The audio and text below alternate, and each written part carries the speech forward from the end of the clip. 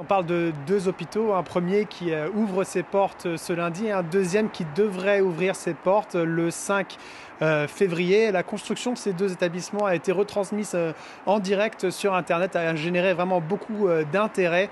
Le premier hôpital qui ouvre ce lundi accueillera 1000 lits d'hôpitaux, couvrira une surface de plus de 30 000 mètres carrés et accueillera aussi 1400 professionnels de la santé déployés par l'armée chinoise pour aider l'infrastructure de la santé à Wuhan à gérer cette crise, car en effet en ce moment les hôpitaux de la ville sont en surcapacité avec parfois des longues files d'attente, presque 10 jours parfois pour savoir si on a été infecté par le virus, même en montrant des symptômes, de longues files d'attente dans les hôpitaux, mais aussi en appelant les services d'urgence de la ville ou en essayant d'avoir une ambulance. On parle aussi de pénurie de matériel médical et bien sûr aussi incluant les tests, les kits de dépistage pour ce coronavirus.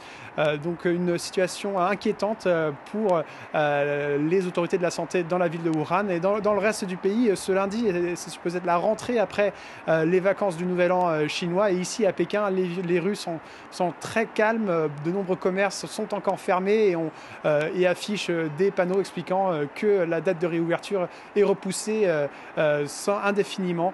Donc voilà, c'est pas exactement un retour à la normale ici en Chine.